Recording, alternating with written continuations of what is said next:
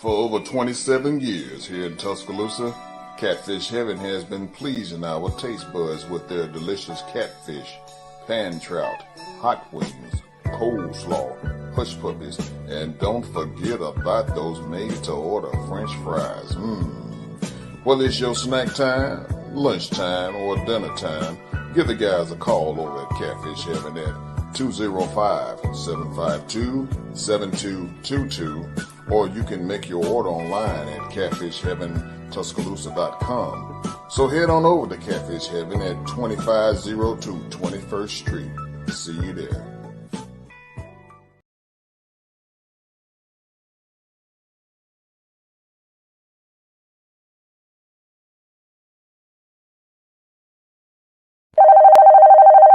Hello? Hey, Rick. I had to call you to tell you that the food that you brought to the party last night was wonderful. It made me think about my grandmother's cooking. Where did you get that food, brother? I went down to Thomas Rib Shack to pick up the ribs, but when I got there, I seen that they had more than just ribs. I seen baked chicken, fried chicken, corn muffins, vegetables, apple pie, peach pie, and I looked around and I seen a sign that told me that they got chitlins and oxtails on Sunday. Oh, all I can tell you, go down to 2931 15th Street or just give them a call like I did at area code 205-759-5010. Thomas Rib Shack, Tuscaloosa, Alabama.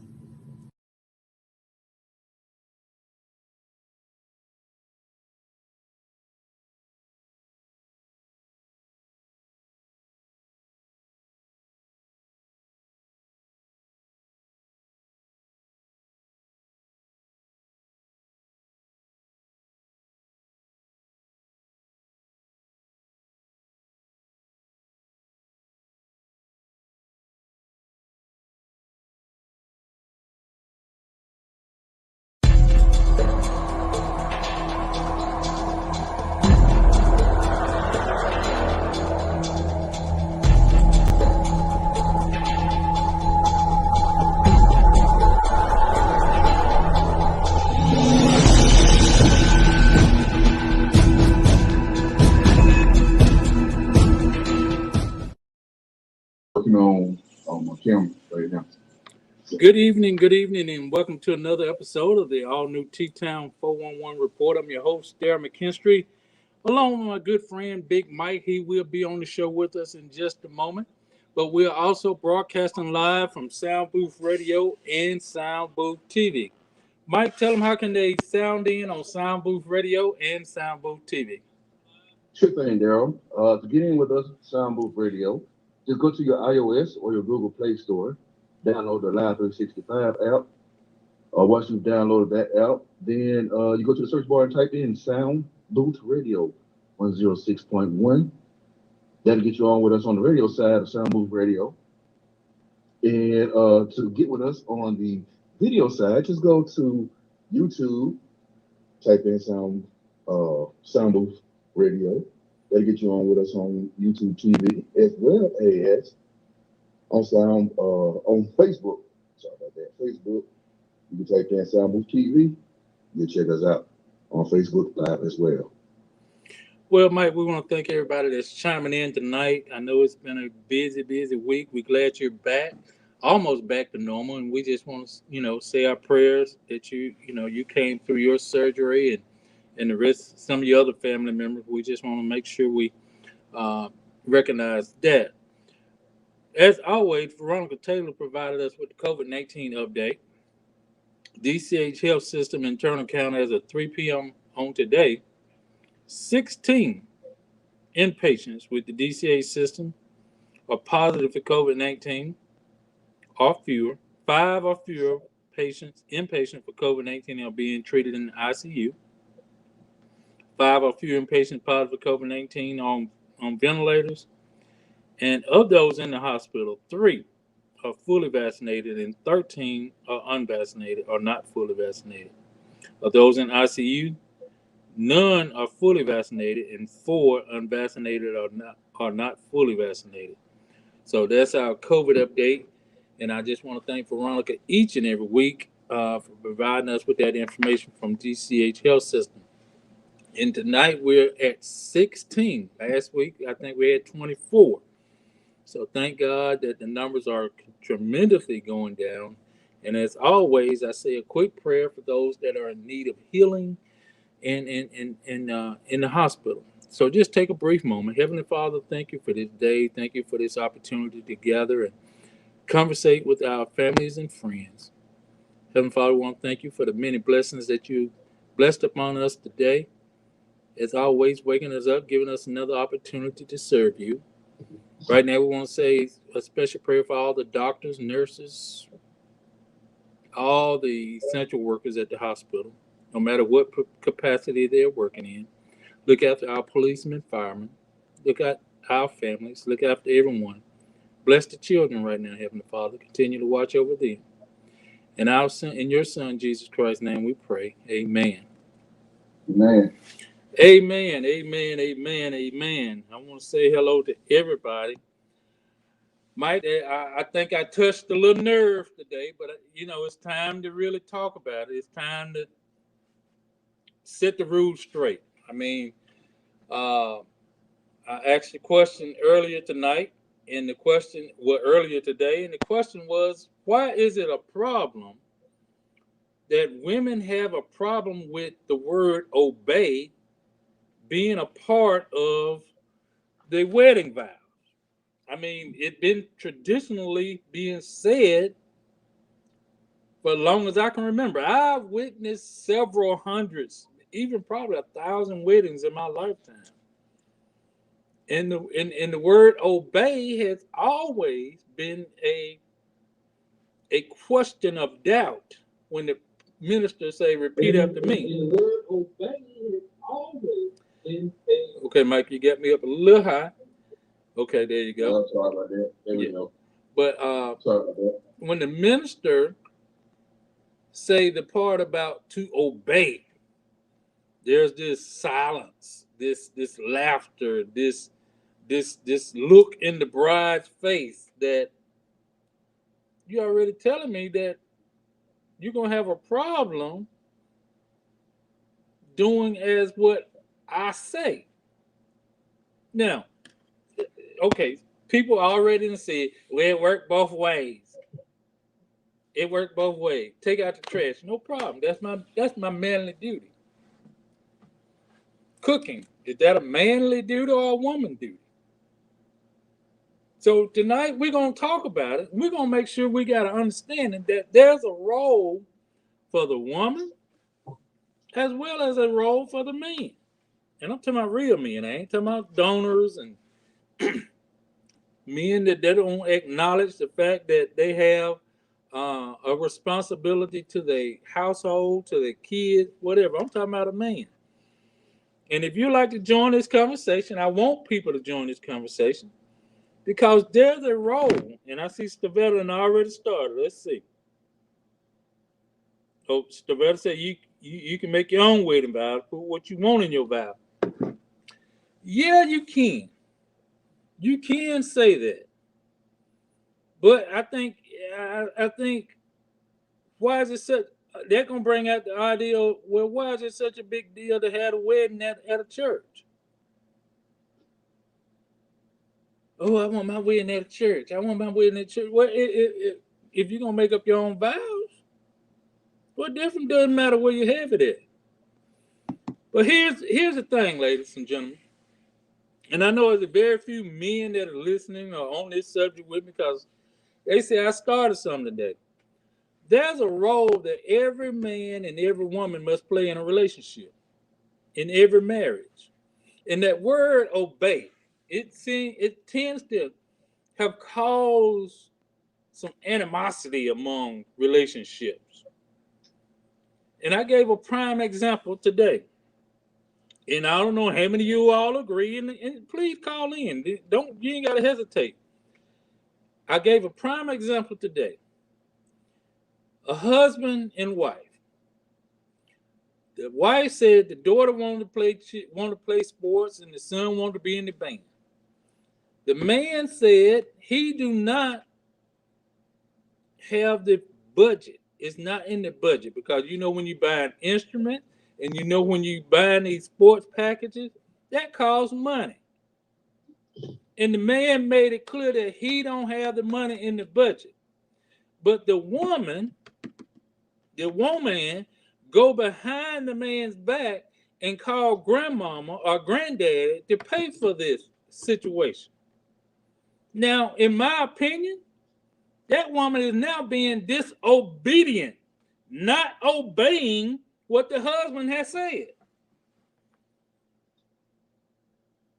Because he said we cannot afford to put the kids in the band or to play sports and it's just an example.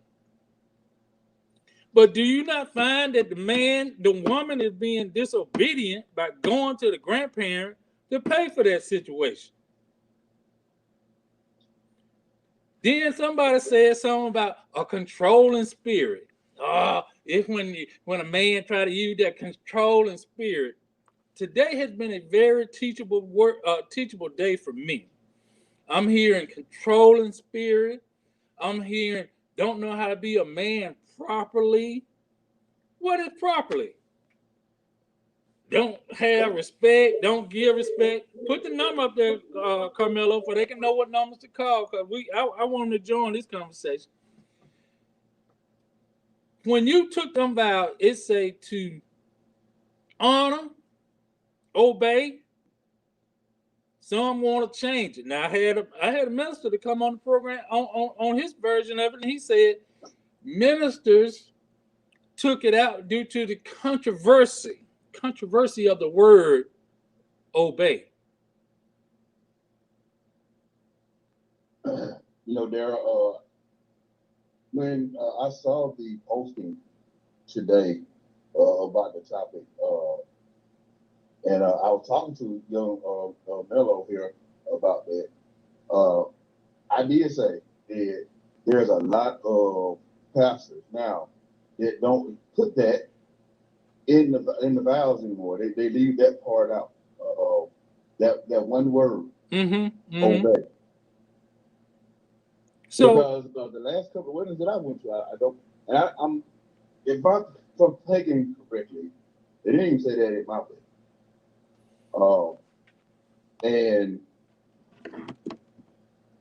I don't know if I don't want to say that I get it so much as I understand that if you say obey, you kind of trying to. Some women feel as though you're making them as though they're the children, but at what point does that not become, hey, you're the leader of the household?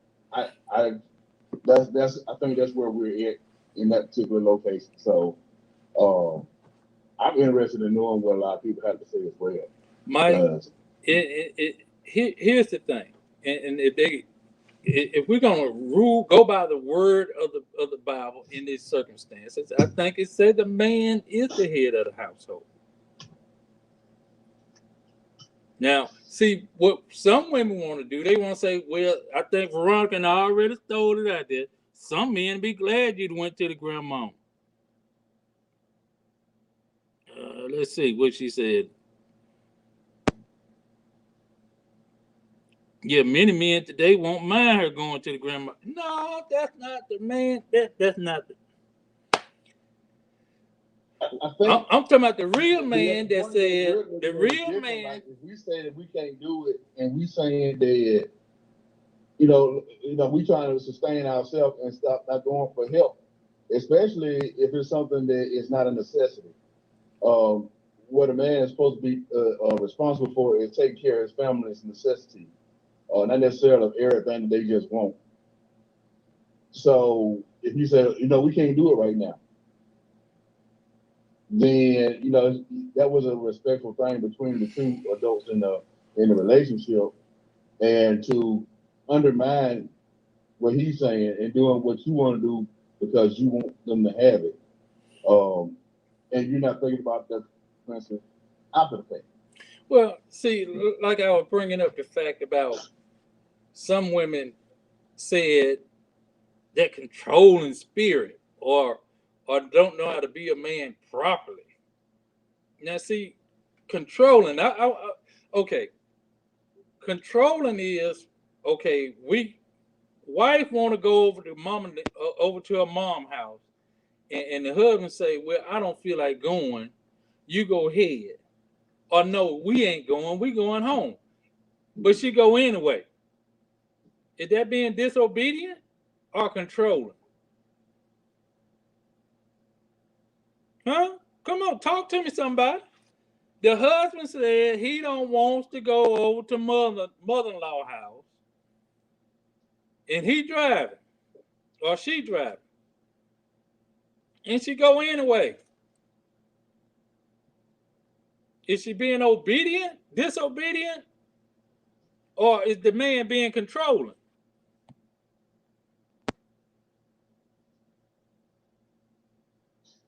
You know that to me that's one of those situations that well I drop you off, but I'm going to go see my mama. Type of scenario. You know, like you don't have to go, but I'm going to see my mom. Um, so I don't necessarily want to say that that's being disobedient because that's something that could have been rectified. Join But the. as far as household thing, Mm-hmm. I think that's where we start getting into being obedient and disobedient things because you know traditionally in a black and white type of world in a world where everything goes by the letter, um, anything that happens in the household between a man, wife, and kids are supposed to be discussed between mother and father supposed to make the ultimate decision. And that's how it has been for so many years. However, there's been a shift in that. Mm-hmm. Uh, you had a question put on there saying like hold on 1 second. You say it's been a what? a shift. Who made that shift? That's a very good question. Why has men uh, uh, uh, uh, given up their authority of guiding the home? Why?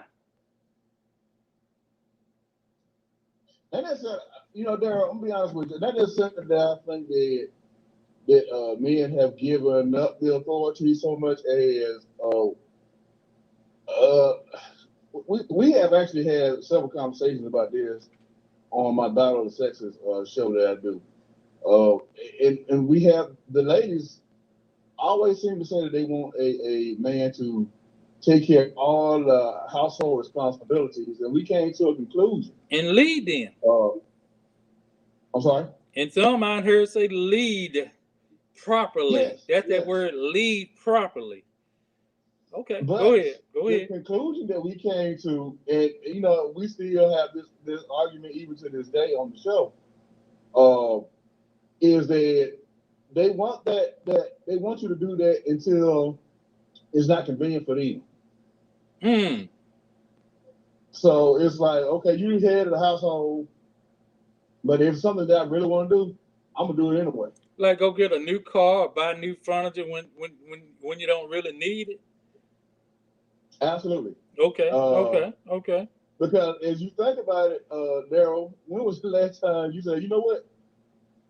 I'm tired of this furniture. Let's go get some more. Mm-mm. Most of the time, a guy would be like, hey, what I'm saying? This couch finally got to the point where it's all comfortable for me. You know what I'm saying? I like the way it looks. It meets the purpose. And ladies, they'll be like, you know what? We've had this furniture for 5 years now. I want to try something different. Like we don't go out and buy no new.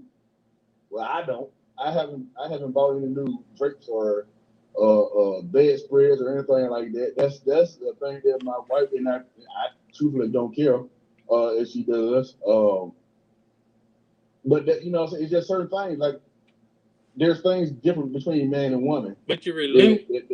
That tend to happen, and I think little small things like that has always been like, well, you know what I'm saying, you handle it. Mike, we as men must stop relinquishing our authority of our household. That's and I think DeAndre X, you can call and join this conversation. The men have and I'm gonna say it, and I gotta say it, and it's gonna be the truth. We have allowed things, our basic right. We relinquish our basic rights in a relationship to the point that the woman thinks she wearing the pants. I said it. Yeah, I said it. I told y'all tonight. I'm putting it all out. Let's be honest about it too, though, Daryl. Some of us have allowed that to happen. Now I'm gonna say all men have allowed that to happen, but we got some guys that want a woman to take care of them. They leave, like I said in the Bible, you leave your mother's womb and cling to that of the wife, but you know they basically get them another mother. They want somebody to take care of them. Hey, my wife makes so much money, and you know I don't care about the fact that she makes more money than me. She taking care of me, but then she also telling me everything I need to do, and she basically talk to you as though you her oldest child. And so see, you just said something another lady said. It's like when you use the word obey, it's like you talking to an animal or a child. Interpretation. Yes. Interpretation of the term or the definition of the word is to respect one's authority. And that's what I expect. And I see Miss McKinstry chime in tonight. See, this is not a sexist show. This is just putting the foot down, letting people know. Call in. Carmelo put the number up there for they can call in, for they can ask their questions or say what they need to say. 205-826-7661 or 310-6067.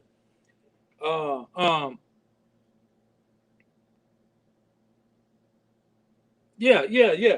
I'm just saying, there's no reason for anyone to leave or relieve the word obey out of a vow if it was originally put in there. Now, okay, everybody say, and I think we all know, okay, the vows are not in the Bible. You can say your very own vows, you can make them up, write them out, spit them out, but traditionally and originally, it was in there for you to say obey.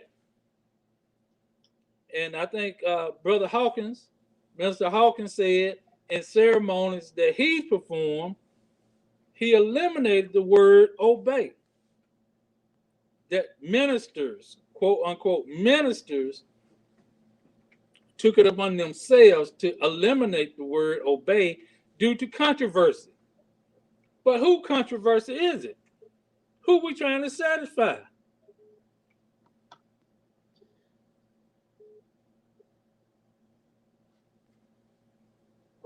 A lot of women did not like the term obey. They made very big comments about it in the aspect of, you know, when you say love, honor, and obey, what you mean? I gotta do everything you say, and that's the first thing they came like. It's almost like they forgot about the other two words that came before that. So, and I think to keep down the confusion, already marriage has become almost taboo in a lot of today's society. Unfortunately, that's what they did. They just decided to take it on out. I don't know the answer to that one, Daryl, but it is a very good question to be asked to me. Let me read what Patricia said. You have some that does not live up to that phrase, man of the house. But we're talking about the one that do. We got a caller. Go ahead, caller. Go ahead and say what you got to say. What you mean, say what I got to say? Go ahead. It's just a personal opinion. That's it. Go ahead. So this is Miss McKinstry. I know who you are. Hi, Miss McKinstry. How you doing? How you doing? I'm good. So are you? What are you saying, Mr. McKinstry? Are you saying that I am to obey you? If I say we don't need, what you laughing about? All right, lady. What you laughing about? If I'm just I trying to say get clarity. okay, let's get some clarity. If I say go cook me something right now, and you don't, that is a demanding. Be That's a careful. demanding Be way, careful. and you don't. That's Right. okay. But I'm saying, what are you cooking for dinner tonight? And you say, what do you want? You being obedient then. Right? So it Right? is my Right? job Wait, to wait, wait, take wait, care wait. of I you. didn't hear you say right. You have to say it in a certain way. Now you already know that. But You can't. let them hear. Don't Let mislead these the other women hear people. you say what I just said. If I Don't say mislead the people. no, right? Am I right or am I wrong? Okay, now say it again. If I ask you, what are you cooking tonight for dinner, and you do, then you're obedient. But if Okay, so no, let's tell the people how you address. hold on. I'm not disrespecting. I ask a simple question. What are you cooking tonight? Right. Is there You any ask me wrong what with am I you cooking obeying the tonight. fact of I'm wanting you to cook something for dinner? It's not obeying. That, Let's get that okay, straight. I think that that's I your think role. That's your role as a woman. no. That's your I role as a think that woman. we need to make sure that we guide the people correctly. You take vows, of course, and it's not an ownership. It's a responsibility. It's a partnership. So when you ask me what am I cooking tonight, it's not that I'm saying, oh, I gotta cook for you because you gave me an order. That's my role to take care of to feed you, whether I'm cooking or whether I'm picking you up a Big Mac. It's about you eating. Now, if you say I've given you instructions that we're not eating out, you're cooking, then I've spoken. Then now we have a situation Oh, because no, there's a time out partnership right there. Stop situation. right there. Wait. No, we ain't got a situation. We got a No, situation. we don't. That's what I mean about men relinquishing their authority. Oh, you find it amusing that this is a conversation tonight, but it is. No, I don't relinquish. It's humorous. Huh? Yeah, it's hilarious. But listen, I'm gonna let you go ahead with your show. I just want the ladies to know that in the McKinstry There household, is it's a gonna get his stuff partnership. in the world of trouble. You better come home and get that garbage cart from that road. Wait a minute, Belinda. There is gonna get his stuff in the world of trouble. Belinda. Oh, we have someone on the other line. I'm so That sorry. sound like Belinda. Mr. McKinstry, before I go, make sure you get that garbage cart from that road, and you better be home on time. Okay, so now Was that okay, now here's the request. She said get the garbage cart from the end of the road. Well, the rule of the community is the garbage carts need to be pulled back from the end of the road. So I'm gonna do that. man? Now the other part, but the other part, wait. The other part she said BETTE correction BETTER better. See now she being He know better. now she being disobedient. Okay. Go ahead and do what you're doing now because now you got somebody else in here That thinking ain't got nothing to do with no rule of the community. You know, if you don't get that garbage car from that road, you're gonna be in the world of trouble when you get inside that house. that is the rule of the community. That's a ordinance that the trash can Yeah, you should be better get pulled. it. You know right. And let me say this before I go. When you start talking about vows and all of this, then you can't just. It's not like you're at church on Sunday where you want to That's preach right. from She this right. She particular completely right. verse, and then you want to prove your point, so you're gonna come from this verse or whatever. If we're gonna dissect the parts that the wife is supposed to be responsible for, or the man That is supposed to ordinance be ain't got responsible nothing for. to do with Yeah, what you yeah, just yeah. said. Just take it all into narrative. Now, here's the Listen, thing listen to me. Listen that to I me. think is important. that you love your spouse, you do everything that you can to build a powerful marriage together, and that comes with respect. It comes with honoring each other, and yes, it comes with obeying each other. But it doesn't come with commands. But it comes with that's what builds a partnership. See, So I wanted you guys to know that in McKinsey House there's a partnership. There's not a dictatorship. oh, There's a partnership. I agree to disagree to an extent on the fact that the way you put it. But we're gonna move on to the next caller. Go ahead, Belinda. Okay, there. Good night, y'all. We've been together about 30. I don't know about the band thing. I think I respect him enough to do what he asked of me. If that makes any sense. Now, being in a house, in the kitchen cooking, we work different shifts. So I hear you. Or did I lose? now there. Hold on, let me let this caller join this conversation. Hold on.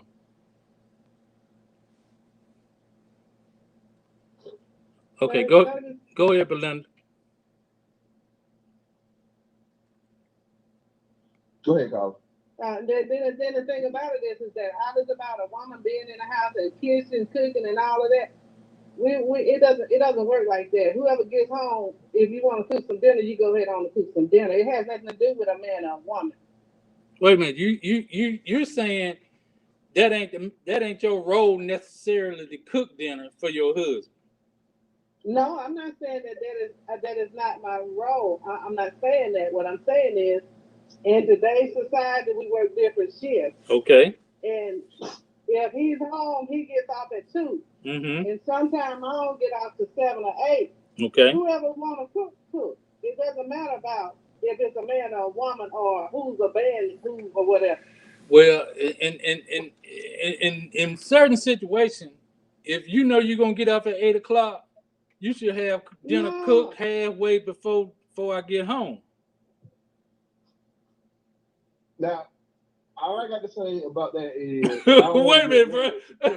Wait a minute, Belinda didn't hear what I said all the thing. We got another caller going. Go ahead, caller. Go ahead, caller. Hey, there. Yes, sir. It's the situation that you had to present. If you tell me, and I'm a man, you tell me you tell me that I can't go over my mother's house because you said it. And the situation is I'm going to my mother's house to get her an insulin shot, but you tell me I can't go there because you said I can't go there. It's based on the situation. You know, when you say things like that.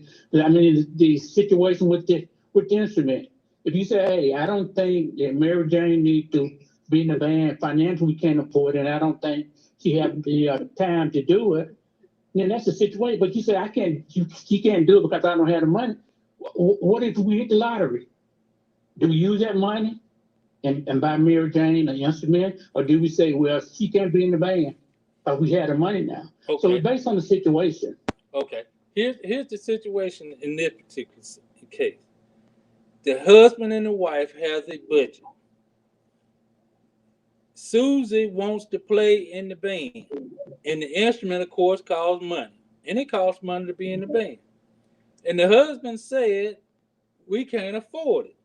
But she goes to grandma or granddaddy and get the money for little Susie to get in the band. Now she being disobedient. Okay. Agree or disagree? You can't say that because basically what you said is we don't have the money. If somebody came up and gave little Susan an instrument, gave her an instrument, or she got a scholarship, does that mean she shouldn't she shouldn't get in the band or not? If we can't afford it. No, I said if little Susan got a scholarship, she went to school. She went to school and she got a scholarship. She got the money to be in the band for the whole year. Are you still saying she can't be in the band? If we can't afford it, because see now, parent, because a parent, but a parent, the question is that she got a scholarship. Because the parent, okay, me being a man of this household, I'm gonna say, look, we can't But afford it. when he's talking about it's totally different because if once you even get an instrument or something, there's other fees and stuff that Exactly, that's associated with exactly. That's my point. I'm gonna buy her instrument. I'm gonna pay all her fees. Everything she needs to be in the band, I'm gonna do it as a scholarship. But Did she get the instrument or not? But she don't get the instrument because I've already laid down the law that the fact that we can't afford it, and why would I relinquish my authority to this scholarship? Somebody giving me charity because you want to see my daughter in the band. So you're gonna deny me the opportunity to pass on the blessing. I'm gonna deny Susan that opportunity. I'm gonna deny Susan that opportunity because you might not be able to one to keep it up. So you're gonna cut my blessing off. Is it a blessing or is it a disobedience to the fact that my child needs to understand? Your conversation with you and your wife, I didn't know anything about it. No. I'm talking about the band situation. I'm talking about the band situation. The only thing I'm saying there is based on the situation. If you said, listen, Susan, we can't afford it based on our budget, and now it's not a good time for her to be in the band, then she shouldn't be in the band. It's a lot of other stuff. But I think the part about that band situation was he also had a son that wanted to play sports. And he said no to both of them because they couldn't afford either one. Right. So I'm a sponsor Lee Johnny to play football. But Daryl, you correct on that because I've done that for my daughter to be in the band and stuff, and that wasn't right as far as listening to what my husband said. And I agree. Now, there are certain things that I think people can say, okay, this is a blessing for all the kids to play baseball at the YMCA for free. True, that's a blessing. But when a man... Well, he keeps saying you're going to sponsor, but it's a lot of fees that come along with it. Okay, I'm a sponsor. I can afford to pay every fee for every band trip.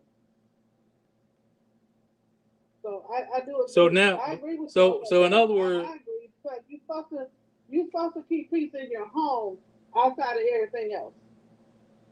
Yeah. Well, Carla, I guess the question is... Sir, if you did that, the question is, how would you make the man of the house feel? That you come in, you swoop it in, and you're taking care of things that he's supposed to take care of. It happens every day. I don't care if you're paying that's the reason you're blessed. We're not doing that. That's the reason you're blessed, to bless somebody else. Don't take away the kid's blessing because you want to be a man another way. Come up with a way to get the money for the kid to get in the band. That's what I call being a man. That's what I call being a man. How much joy are you going to bring to your kid and your wife and your mother-in-law and her brother and sister by her being in the band? She be in the band, she's in the marching band, she get a scholarship, she become the best trumpet player in the world. But because the situation was at the present time, I didn't have the funds to put in the band, and somebody else wanted to sponsor, and since I'm the man, she ain't gonna be in the band. That makes sense, y'all. But now what if she get that trumpet, play it for some else that realize she don't like it and quit? And now it didn't cost you nothing. I sponsored it. It didn't cost you nothing. But then look at the message. But look at the message that you're sending to my child. Right. Compared what to message are you sending to the child? Okay. I believe in your child. I believe she's gonna be a good student. Well, what you're saying to the child is, regardless of what your parents say, this is what we're gonna do. Okay. Exactly. Okay. That's what's going on in their home. Yes. Daryl, the comment Daryl made was financially at the time we can't afford it. True. That's a reason for her not being in the band. There's a lot of other things go along with the band. That'd be the same thing. I'm gonna be quiet. That'd be the same thing if she said, Daryl, we need to stop by the grocery store. Financially, we can't stop by the grocery store. So we're gonna go home and we're not gonna eat for 2 days. Because I can go by my mother's house and borrow the money and get the money to buy groceries. Oh, I have a problem with that. He's gonna be a man and we don't have the money to do it. I have a problem with that. If I say we That ain't make got, no sense. I got a problem. If we ain't got the money to buy it, don't go by mama and borrow no money. Borrow money for what? If I say we ain't got it. Okay. No sir, no sir, Hey, no sir. I'm glad you were my daddy. No sir. I'm sorry. I stand on the principle of the fact that we're gonna live off what we can live off of, and we're gonna do what we can do, but we're not gonna And turn out any blessing. And turn out any blessing that's offered. Any blessing that God worked to somebody else to give to you, you're gonna turn it down. Okay. But there's a circumstances that you're not looking at the fact that if a man want to provide for his household, and then here you another man coming and telling my daughter, my wife, and my child is something totally different. If the man is the head of the house and he said this is not what we're gonna do, we gotta leave it right there. Okay, and that's fine. But there, you're gonna be the head of the household. Mm-hmm. You come up with COVID. You don't work for 3 weeks, so we don't do anything until you get better and provide for the household. Don't make no sense, gentlemen. Don't make no sense, gentlemen. Think about what you're saying. Okay. My job, right. All the time. Oh yeah. It's ways of being. I'm for being the man of the household. It's a situation where it's gonna come down to, hey, we talk about it, and this is the decision we're gonna go with, and this is what we're gonna do. That's being. So you telling me that if you make a decision pertaining to something in your household, and even if everybody else feel like your decision is wrong, underlying your decision, you're not gonna feel some kind of way. And I don't. It's about obeying, and as far as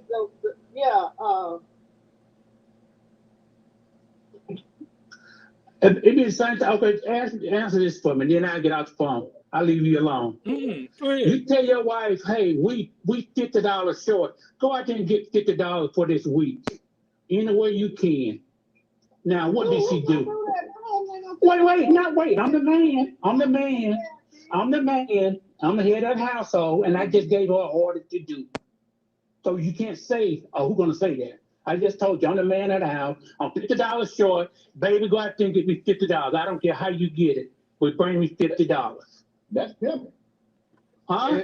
And that's pimping. And to be honest with you. Well, but I'm the man. No, it ain't pimping. Now, based on what you just told me. We talking about based on what you just told me. Anything that is morally acceptable. Don't necessarily mean that you're giving commands and orders. Oh, okay. So okay. You see what I'm saying? It's a situation, gentlemen. It's a situation. It's based on the situation you're in. And then show me in the Bible, if we're going to go by the Bible, show me in the Bible where it said a woman's supposed to cook. I read in the Bible where a man is supposed to raise the kids. But how many men do that? Well, you just tried to get my authority away by saying you're going to throw me a blessing. I just blessed your family, which you refused to take a blessing. Because I could have gave that money to Michael James or Peter Rabbit over there, but I chose to give it to your family because you was in the situation, and God told me to pass it on to your family. I got you. But since you think I'm trying to be the man in your family, you're not going to accept it for your kid, which is fine. We're going to accept another caller. Hold on. Yeah. Okay. Go ahead, based caller. on the situation there, I'm going to get out. I appreciate that you answering the call. But it's based on the situation. Okay, so we're going to say every situation is different. Well, Michael James and Peter Rabbit Daddy said no, so let that go. Go ahead, caller. Hello, hey, Darryl. I agree with the man caller because I think some people are saying he's taking it out of context, but as well we can say you're being too straight lined. Every man is not going to consider being a man what being a man truly is.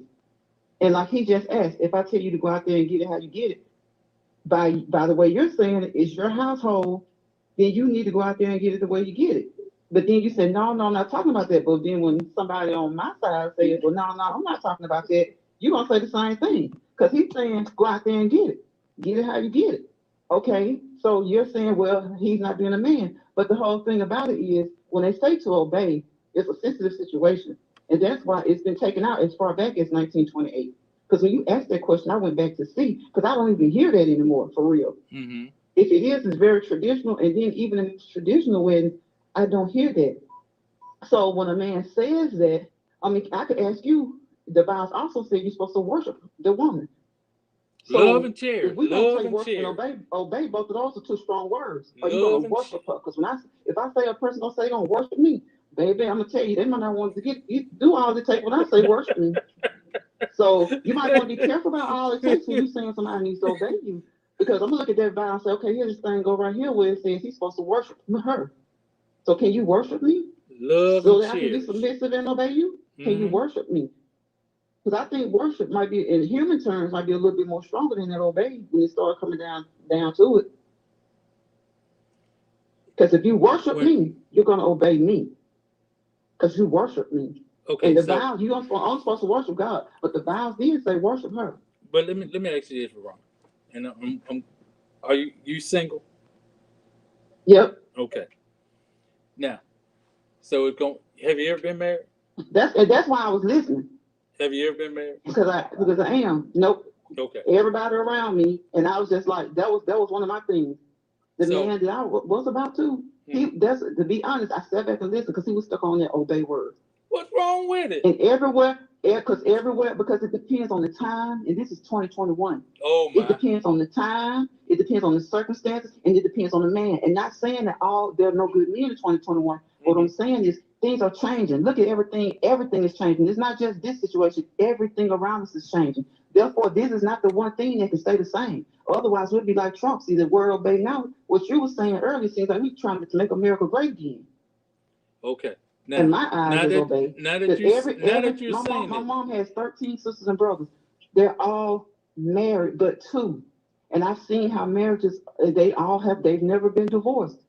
So when a man says he wants you to obey him, like I said, it's a sensitive topic. And I've heard them, and I've seen my aunts and uncles discuss this. I think people are making a lot of the obey word. Now, me and my husband been together 32, 33 years. He has never obeyed me to do anything. He has always taken care of his responsibilities. He has never asked me to contribute. I do the things that I choose to do. So I think people look at it differently. But see, I'm not taking the way I'm taking obey is what he means, because he's strong. Are you not, Daryl? He's strongly in his stance about the word obey. He said, if don't go to the grandparents. If you pass by the grocery store, instead of borrowing that money, y'all don't eat. Are you not standing still firm in your word obey? I'm firm on that. I'm firm. Yeah, see, that's what I'm saying. He's taking it how he meant it. He's firm on his stance of obey. So that's why I'm saying, me as a woman, the man that I was about to marry, he couldn't get firm. He wanted to be firm on obey, but I'm like, baby, you gotta be firm on worshiping. Well, so I wasn't being hard. Worship. If it's easy for me to obey him, it's easy for him to worship me. Okay. The word, and DeAndre said, it's the fact that a man, women always saying, ain't no real men out here, no way. Well, I'm going to tell you, with my grandkids, my grandkids have always came and asked me to do things that I have done that I probably shouldn't have done, but I did. So I don't think I've obeyed good at all. And then you know what? It's like they said, obey is a precious gift. So when a man approach that vow, real men, I'm not talking about trashy. You have to approach with pure intentions, and you have to also hold on. You have to approach it. A real man has to approach it and will approach it with true intentions. And he'll be careful on standing firm on things that don't matter. Because see, some people gonna be on that obey, standing firm on things that don't matter. So when it's things that matter, then you're gonna already ask your wife's opinion anyway. So she might sway you a little bit anyway. Because a true man that's leading his home is gonna lead it, but you're still gonna take her opinion. Because now if you're talking about obey in the other form, it's dictatorship. Okay, so let me that ain't in the vows period. Let me give you an example. Let me give y'all an example. The woman say, "Hey, I want a 2020." I'm gonna read that so I can listen, y'all. Okay. I'm enjoying this, Dare. You know, messed us up. I didn't open up a can of worm, but that's okay. Yes, you have. Oh, yes, you have. Yeah, and then just like DeAndre said, it needs to submit to authority. But like I said, it has to be something that definitely matters. Okay, let's talk about this one right here. He is the head of this house, but he is not my boss. He's in the other room, so I'm gonna get on my office. Okay, let me give you the example. Good night, y'all. Let me give you the example. Veronica, let's say you okay. The woman comes to the husband and say, "I want a 2022 Honda Accord," and the man say, "Ain't nothing wrong with the 2018 you got out there in the parking lot." And the woman go and buy this 2022 Honda Accord. Is she being obedient or disobedient? Even though she can afford it. She's being disobedient. But see, there's another situation. See, you're given situations. And when like I said, it has to deeply matter. When you're talking about obey, it has to deeply matter. And it has to deeply affect the family. And that's affecting the family because there could be a whole bunch of situations when you're talking about it could be a whole bunch of situations. But I think that's what obey in this wedding vow situation is pertaining to. It ain't. But the wedding vow situation. See, now you're making the wedding vow a situation. To me, the wedding vow is basically a declaration. You're gonna do this. Mm-hmm. You're gonna do these things, but you're not gonna do these things out of stupidity and foolishness. Like a man's not gonna tell me not to go in the grocery store and get something to eat so that I can be in accordance with obeying him. Come on, y'all. Let's be realistic, but let's take the car situation. But that's what I'm saying. It's like, that's what we're being realistic, because when you say that situation about the car, that makes sense. But when you say something about like the other man was talking about the scholarship with the child, there's no way. I still husband, no husband. There's no way I wouldn't take the blessing of him doing something, and I know that my child is that talented, and we just can't afford it. There's no way. I'm firm on that because I can't put that responsibility. See, my child's talent can't be defeated by your pride. But listen to this though. By your ego. Is he gonna pay for it the next year? It depends on the situation. If he don't pay for it, but that 1 year, and then that 1 year, she may decide I don't have what I thought I had, or I do. Exactly, and that's what. But you didn't lose anything, like he said. You didn't lose anything, and she got the opportunity. It more goes along with that. Being in the band, the parent has to be there. And then that's presentation. There are things, especially when you're talking about something like that, there are things with children you can present that where their child thinks that's y'all. You know what I'm saying? She don't even have to think it's y'all, because you have to get permission to accept it. You're not losing your stance as a man in the house. Okay. You still have to give the permission. Your child needs to be aware of that. Okay, let's look at all this. I'm gonna take this band situation back before we get to the car. The man will want to be there for his child when he's performing. A man will want to be there to travel with that child when they perform. But when I tell you that I'm not able to afford to travel because either one, I'm trying to work to provide to put food on the table, and this person is only providing the instrument and the fees. So there's more to go along with this. See, Dad, I'm gonna have to let you have that one, especially being a member of a band. Mm-hmm. Ain't no parents really trying to go travel, so I really couldn't even. I'm gonna look at this the whole realistic way. Most of these parents ain't going with these children when they traveling. Some do, but they don't have to go on every single trip because you got to let your kids grow up. See, then you start going into different thinking. But I'm gonna just take it back to the situation of whether I let them accept that scholarship or not. Mm-hmm. I'm gonna let them accept that scholarship because I can present that in a way that they've earned that scholarship. That's a lesson to teach them that you earn what you get. As opposed to letting this man tell me it's gonna affect his ego or his pride. No, we're gonna let her. This gonna be a teaching moment that your talent earned you that scholarship. Now, you want to continue to be on. If we can't afford it, you're gonna have to continue to earn more scholarships. If you can't, you will not be able to be in the band. But this is a kind gesture. That's how I see it. Right. So, and it doesn't make the father or mother look as if anything. If we're just going to use that particular example, because like I said, if the child probably don't want you going trips anyway, but if a father is that stern on it, he probably just want to go because he's just a stern father. But if we're just looking at it as opposed to being obeying him and all that, yes, don't go out and ask nobody to help pay my child. But if there's a scholarship that's being offered, whether it's by a family member, a stranger, or whatever, and that child has earned it, then that's not like we can't afford it. It's like that child earned it. Okay. I'm firm on the fact that I think a man needs to pay for his own. I'm firm on that. So did you pay for every single thing? Like your dad paid for every single thing for you No, I paid that for you growing up?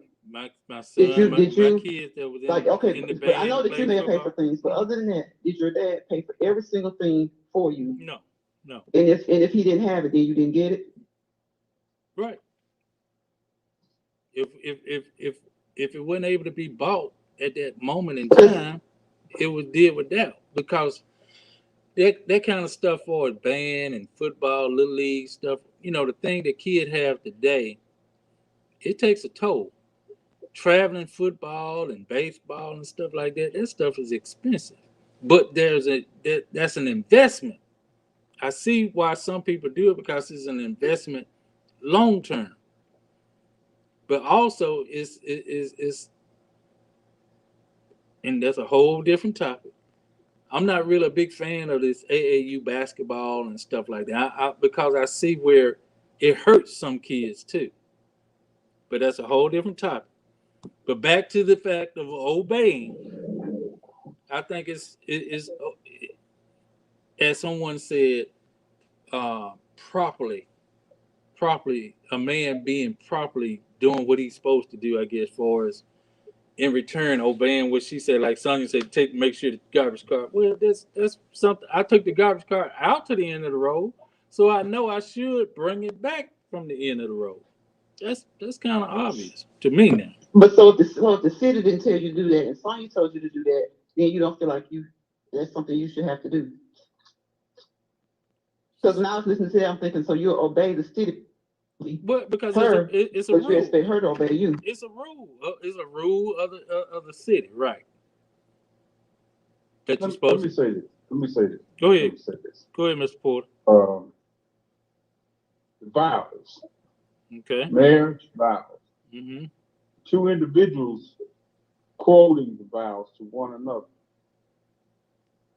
First of all, it needs to be understood that two individuals involved are the physical stand-ins that God has placed together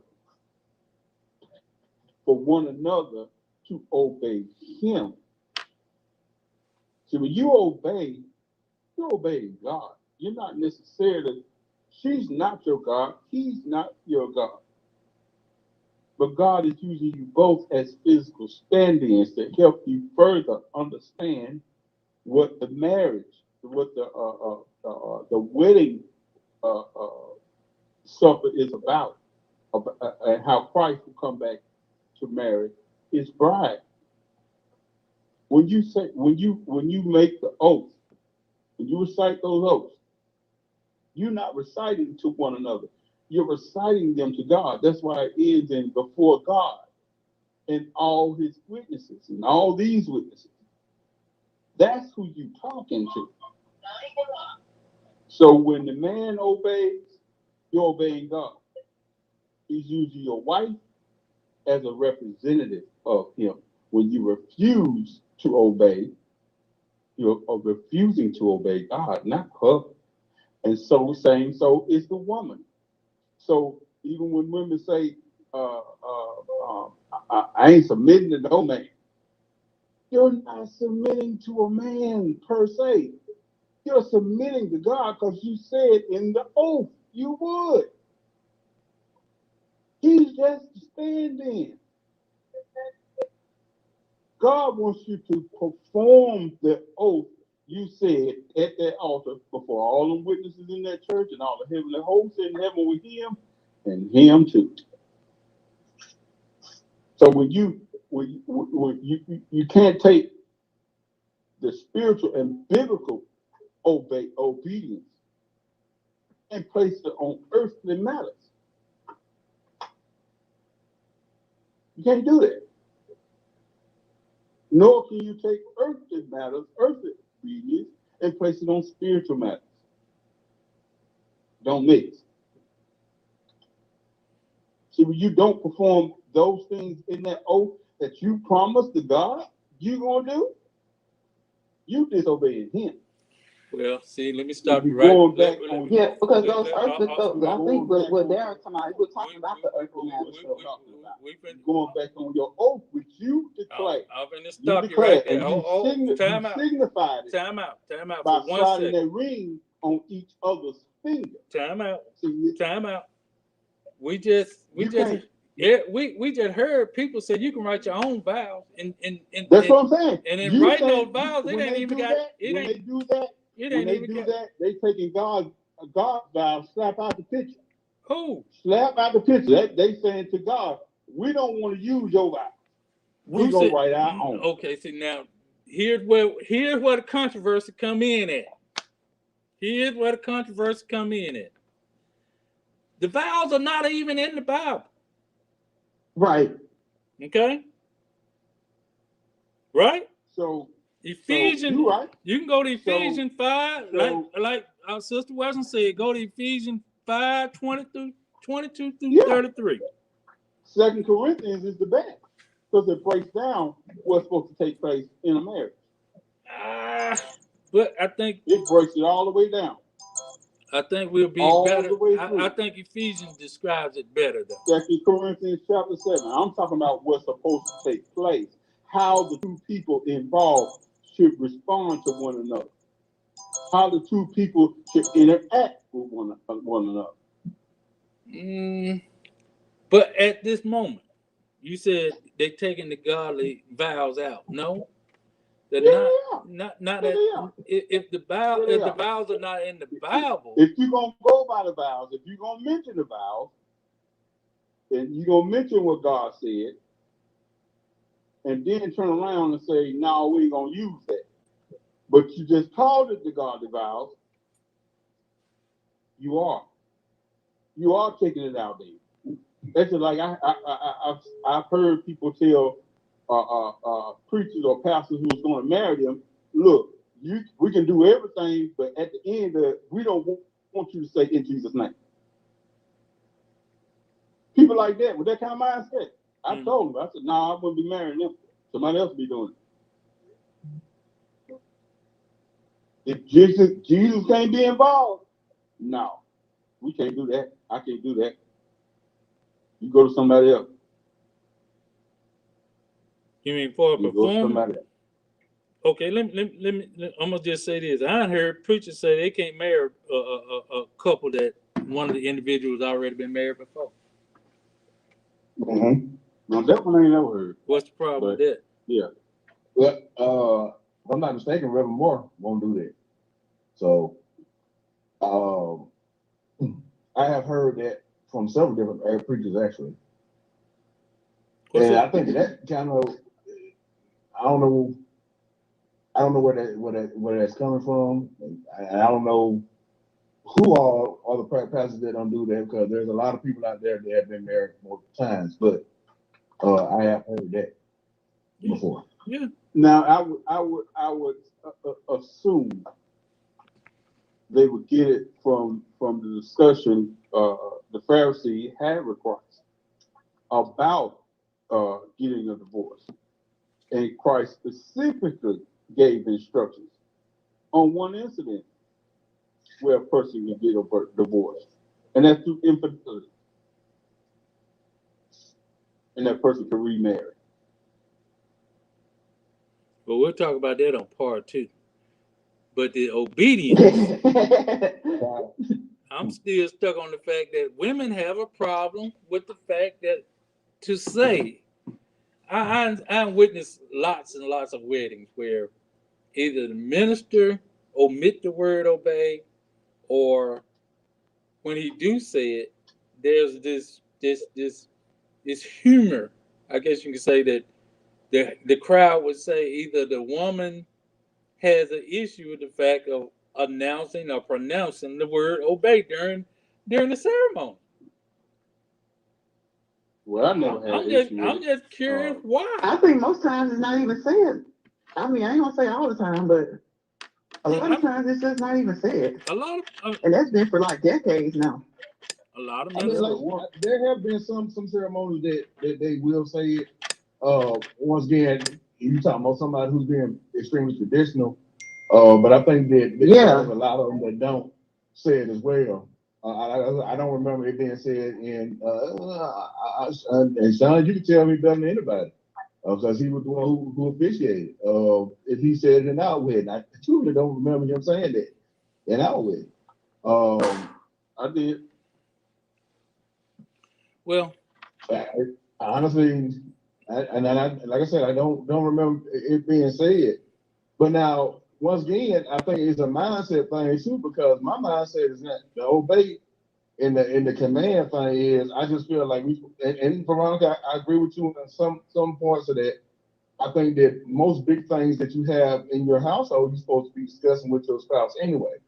But Right. now, when we make the ultimate decision, if we can't come to the ultimate decision, the way I've always been brought up was that I'm supposed to make the final decision. And most times that's how it usually goes. But I also have, and once again, we talked about this on my Battle of the Sexes show. We have talked about the fact that a lot of ladies can be manipulative and making you do things their way. And aspect. So that's why we don't really worry about it. You can make him think. You can make a man think something's his idea. Women can make men think a lot of things, just like men can make women believe certain things. Some women to believe certain things they vulnerable anyway. And sometimes I don't mean vulnerable is like I'm trying to hang on to you, I'm trying to be with you. But sometimes it's just a love factor. It depends on the couple. I've always been taught, and this ain't from mama, grandmama, this from great. Make a man feel like it's his idea. Make a man feel like it's what he wants. I ain't gonna tell you what I got. And you can do that, and he can sit there and think he can sit there and think, oh, she's just trying to get me. Yep, but as long as you're thinking that way, I'm gonna continue to find a way to make you feel like it's your idea. And then you're gonna finally forget about all that. And you're gonna think it's your idea. Eat off the fig tree, eat off the fig tree. That's exactly what came to my mind when you said that. But that's a whole different show itself too, Veronica. Right. I mean, you can find. Oh, I was looking at my. You know what? Yeah, I was looking at my great granddad was on 18th Street. Okay, I was looking at my great grandparents' marriage license just this week, just over the weekend. So, this marriage, and what you're talking about, like right here today, that's why the divorce rate is so high. Some people take things so literally, and it just breaks down over the small things.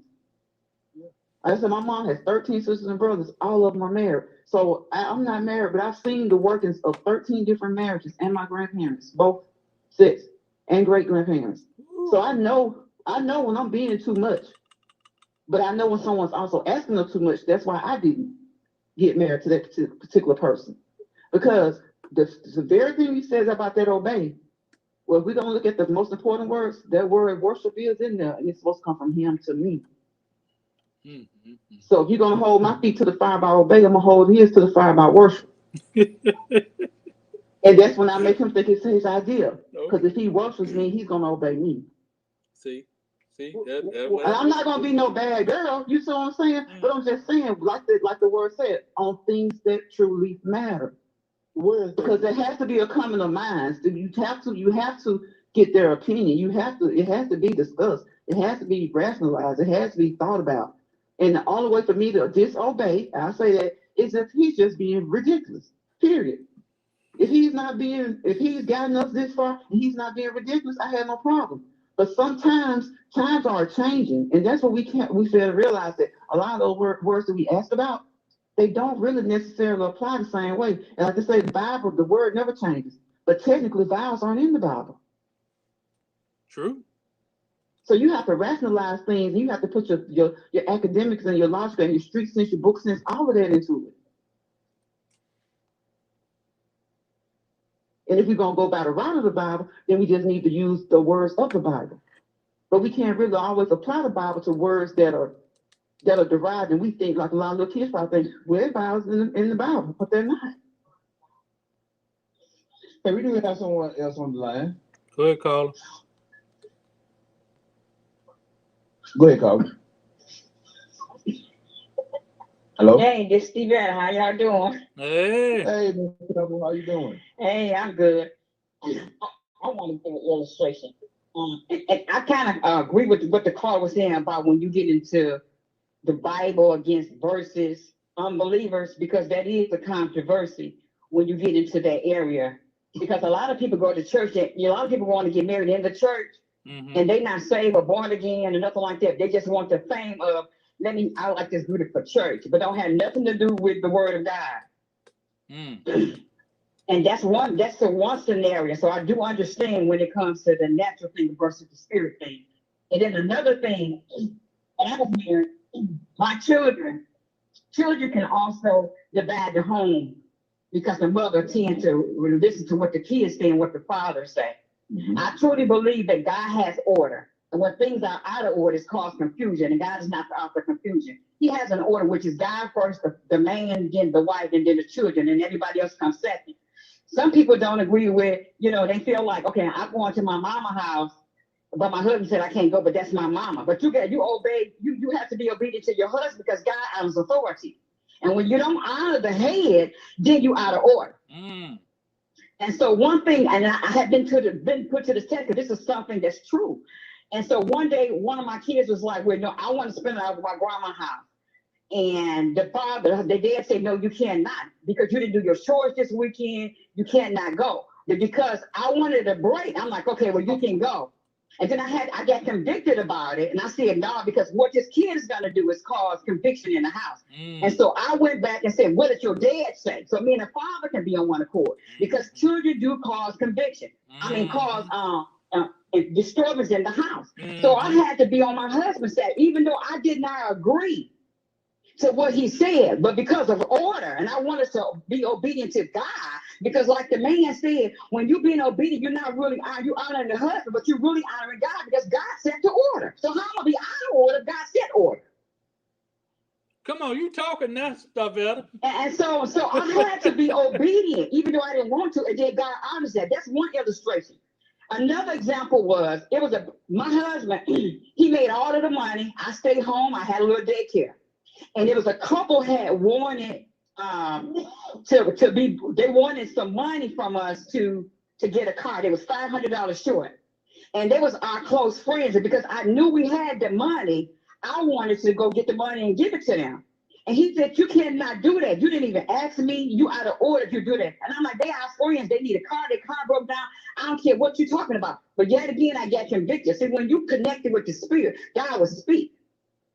And so when I began to go get the money, the Holy Spirit spoke to me and said, you out of order. You got to ask your husband, because he's the provider of this house. There you go. And so when I went to him and said, you know what? God said, can we bless them with this money to get a car? He said, no, we're not going to do that, because right now our car broke down. It don't make sense to bless somebody else with a car and we don't have no car. That don't make sense.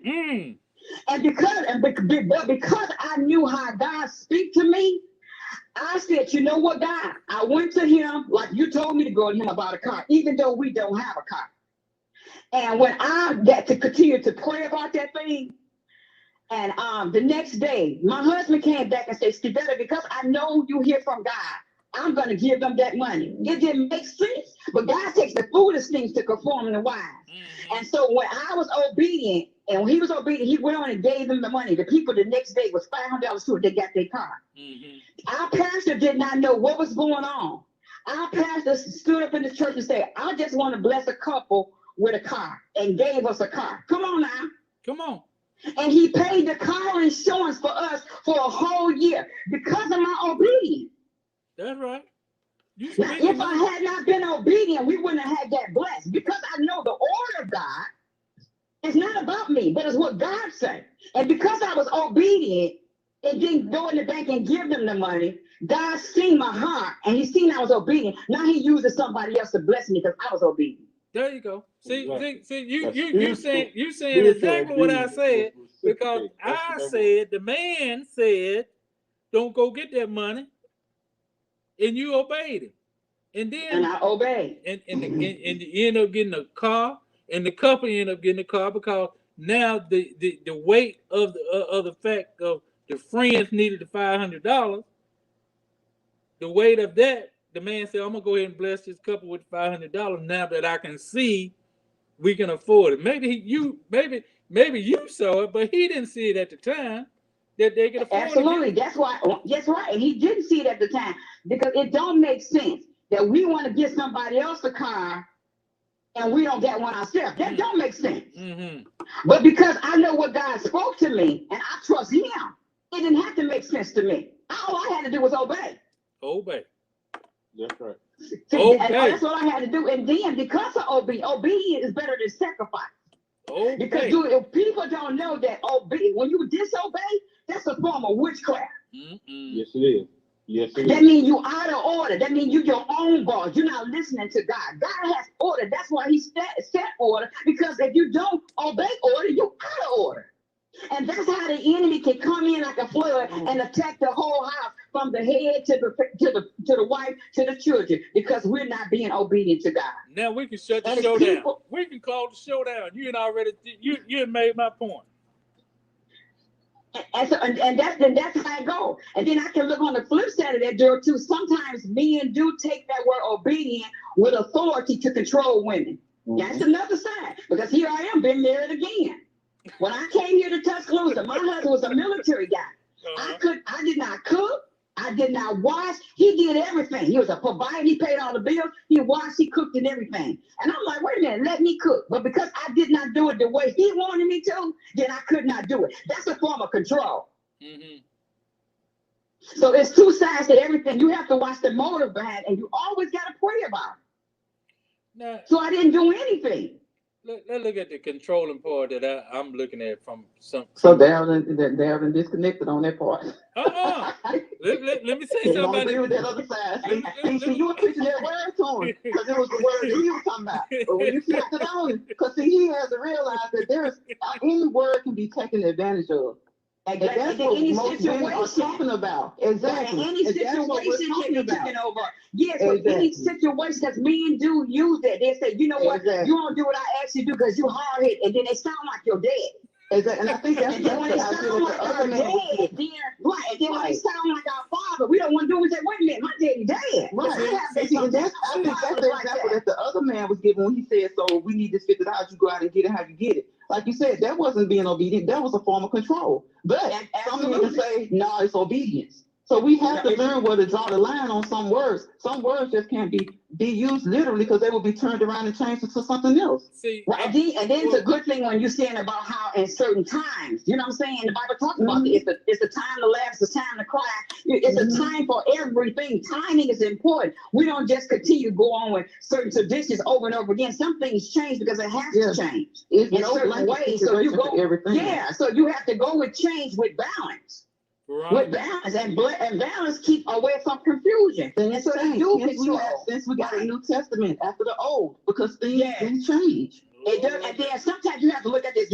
When men deal with women now, women are working for themselves, got 2 and 3 jobs. You know what I'm saying? A man is a choice for us if we want him to be. And so when you get married, then therefore 2 people are coming together, there's some conflict because she's been doing everything by herself. She didn't have a head for years. Right. Right. She didn't have a head. So that's why sometimes for like with me to date, sometimes I don't really, it be 2 or 3 months now we broke up. I just was serious. I'm broke up now. Okay, that's why I told them. That's why the divorce rate is so high. Because some of these men they like Trump. They want to take it back and make America great again. Exactly. And it's almost in their mindset tradition, like, okay, women's supposed to stay home, cook for me, and do everything I asked them to do. When I was just married to a man for 4 years, when I didn't have to do none of that, and you asked me to cook? Wait a minute, that sounds like my word. And then studying them realize that saying, you know, that's why you got to be connected with a God-fearing man. Be connected to understand who you are. Because if I've been free for 4 years and I haven't really dated like that, and my husband did everything, so now you're dealing with a woman that didn't have to do that, and you're telling us, oh, I need some food when I come over there. No, wait a minute. I'm looking like, what is too bad for me to cook? You want me to cook my food, but I ain't give it to you. Know what I'm saying? You ain't my see the way Savannah did that first example was so good because when she said, what I'm thinking is like, okay, this is like my sister need to cry. Me, Veronica, I'm gonna say, oh, I'm not getting this money. But what made me go flow with what she said was when she said they didn't even have a car. Now, you don't be stupid. That's why I say you have to take things in for how do they really matter? How do they really apply to you? And do they even just make comments? And they obey God, because guess what? If my sister needed to come, that's my husband said she could not, I wasn't going to give it to her. Because I had to obey my husband. He's the breadwinner of the house. But then the key thing that you said about that was y'all didn't have a car. Absolutely. So that right there, you know, you can, some things can break down if they choose to look at it biblically or just common sense. Yeah, but common sense was, but the common sense was, why would I give them a car when we ain't got one? You didn't have one. But that's obeying to me. You got no problem with me obeying you right there, period. I love before I had given somebody a car, and now we don't have one. You But obey. because I know how, I know, but see, I could have made a fool of myself and done it had I not consulted with the head. There you go. Situations. And what would have happened? You would have caused confusion in your house while they had you riding in the car. You and your husband tore up. Right. There you go, Veronica. You and your know what husband I'm tore talking up. about. For the fact that because they want to ride in the car and y'all ain't got one. I was serious to let the devil come in and buy a division of money and my husband. The devil is a lie. Remember one thing that you said. God blessed y'all with a car after the fact. Yes, because we was obedient. I was obedient. That was already in the working. Mm-hmm. Absolutely. But he needed somebody to be obedient. The wrong way. He wanted to see how obedient you would be. Absolutely. By the use of your yes. Absolutely. Absolutely. Because I could have said no. That's what he wanted to see in you. Whether absolutely. You move by your ego or your own thoughts and feelings and go ahead and give them the money, not considering, am I obeying God or is this about my ego? Hold on, Carl. Absolutely. A lot of times, and women, we both do that and don't even consider the fact. And so we use whatever thought process to justify what we But one thing I do know, when you connected to God, God speaks. Right. Now, whether you be obedient and disobedient or not, that's the difference. That's the difference. So you can't say he didn't speak, and he's not gonna go against his word. See what I'm saying? He ain't going against his word. It's you, the one that's been disobedient. So what do his words say concerning that? That man is the head, and I obey the head. Even though I don't agree. Even though my flesh don't agree, but by me being obedient, I'm gonna get blessed because God, I honor you the way. It don't matter what he do. I honor you. Hold on, Veronica. And I'm gonna get blessed because he honor his word. Hold on, Spavetta, Veronica. Hold on, Kylie. We got to call her back. Go ahead, caller.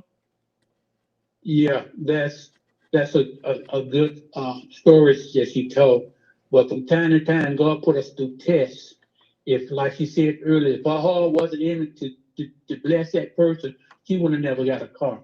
That was just a test for her. And we have to understand God tests us and give us an opportunity to see what we're going to do. He knows what we're going to do. But he give us a test so we can see. Any blessing that you get is from God. It's just that's the bottom line. And he's going to test you from time to time. That's the purpose of the test. She wanted to get a person the money. Her husband said no, so she went by God's law. And he blessed her because she did what he asked her to do. But the point is this, what I made earlier, the point is she gave the person the money. The husband said no, but he couldn't tell God no. Exactly, when God went to him. Right, he had to come back and say, you know what? Because I know you hear from God, I'm going to be obedient and give you the money to bless them. And that's how it goes. That's how it goes. That's from the go. If you're in what he said, Savannah, what he said, what your husband said, because he said, because I know you, yes, I know you hear from God, I'm gonna give you the money and bless them anyway. Okay, y'all wait a minute. Hey, Darryl. Darryl, you know what that is on the other side of saying? What they saying? I'm finna mess with you now. She made him feel like it was his idea.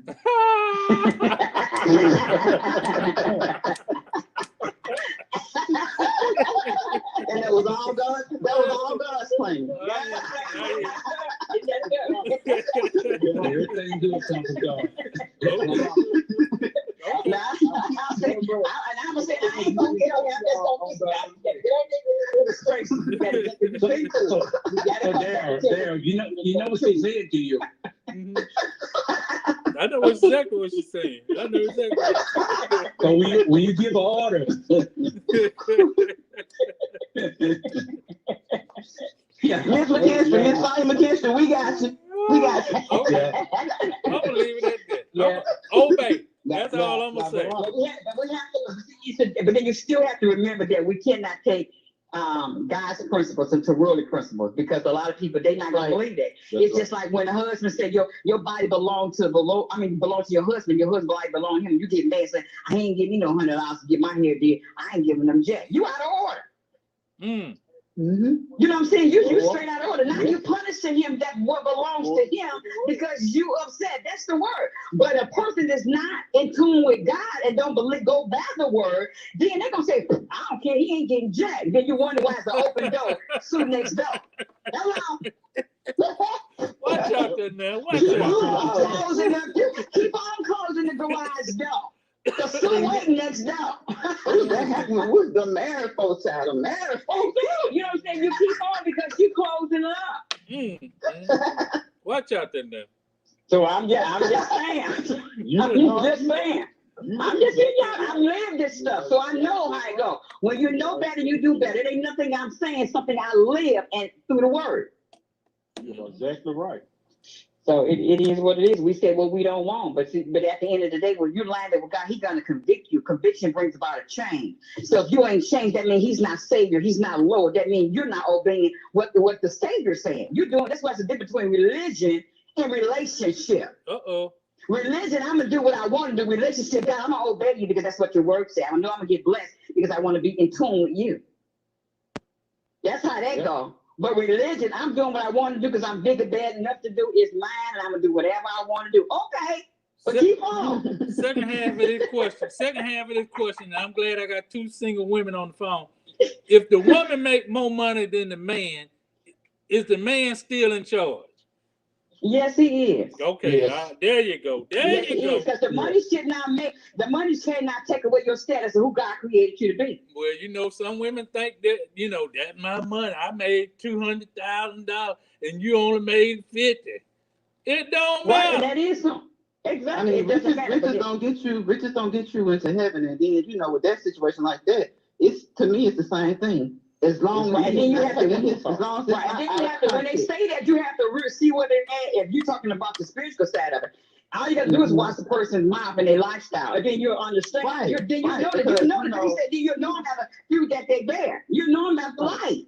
So you already know. And I'm thinking, hopefully, when you got with them, you already knew that. Well, I won't say when you got with them because things change. But to me, you shouldn't let money affect that. That affect that at all. Right, because we should become one. Yeah, because we should become one. Some men I have heard that got married and the wife keep her bank account, he keep his, and then the man sometimes they believe, no, we should get together. All your money should have one account. I don't know, you know what I'm saying? But it's still individual household. As long as the bills get paid. I don't feel that I just got married. Why should I have to give away my bank account? You know what I'm saying? Right. But that's something that we need to come together to agree on. And I just don't feel that if this causes confusion, then we need to come on one accord. Because you won. That's where you got one account. Huh? I said because you won. That's where you got one account. Because I won. Because you won. Yeah, because you won. You won. Yeah, we're yeah, absolutely. But still, if each person agrees, say, well, okay, we got married, let's make an account together. You keep yours, I keep mine. I don't have a problem with that. As long as we're doing something together, but that's still what they believe. Yeah, because the confusion come in. Right. Yeah, the confusion come in when y'all disagreeing. But if you disagree, because your household is different from my household, your house might agree, y'all, and I don't. But that's everybody's household is ran different. Right. So it's just what you think. That's why community, when you're dating, you got both of us need to know both of us need to know what we got in that one. Exactly. We don't need to know what we got in that other one. And that's just it is what it is right there. Wait. So long as he can know what exactly that one. But anything else, no. Wait. Yes, I wouldn't have it. You know what I'm saying? No, this is what I have. This is what you have. Yeah, No. Yeah, exactly. let's put this together and let's do what we want. Because some things I might want to treat myself more. You know what I'm saying? To do something for me, for my working money. You know what I'm saying? Right. But it all depends. But when it comes to things together, buying for the household and stuff like that, then I need to consult him. No. Right. You I saying need to consult you him. got an account, he got an account, and then there's a we account. Right. No. Right. No. And I just told you the woman making more money than the man. Of course, she gonna That have don't more mean she money. make more money. That doesn't mean she makes more money though. Yeah, that don't mean she make money. But then at the end of the day, as long as because like if he needs some money, we got our own account, and he needs some money extra. I don't think I'm not gonna go on my account and bless my husband. So it's not like he's not a void to that account that he can't have nothing out of there. But I'm just when I, you know what I'm saying? It was I had this account way before we got married. I should not have to close my account. Right. That's And my that's a big conversation. That some women don't know how to manage money, but some men don't know how to manage money either. Oh, let's say this. They right know, here. not Let's somebody that doesn't know how to manage money, and I'm aware that they don't know how to manage money. Come on, Dad. I have no reason to make my account. Well, and see, you know what? That's when you have to realize who do. That's why that's why communicate and have those conversations. Because my husband used to tell me, he said, you know what, you know how to manage the money better than me, so you handle everything. He worked and brought all the money home, and I paid all of the bill because he knew I can handle that. Much better. So it wasn't because he wasn't that's another one of those situational things, because you may have a husband that go down and hit that track, hit that casino, hit that whatever, or you may have a wife that'll do that. Okay. So that complete conclusion of who's going to handle money, who's good at it, who's bad at it. And if you know that somebody's bad at it, even though you've agreed to that you're going to handle this out of this one account, you're not going to tell me you're not going to tell me, delegate to me that I can't have a separate account on the side. Just like I'm not going to tell him he can't have a separate account on the side. Right, and then we done lost our house. Because you know what I'm saying? Stop that. But it's called wisdom. It's called wisdom. Especially when you know they got a gambling problem. You know what I'm saying? You got like, you got to keep something out of the street. Okay. Exactly. Let me get this in.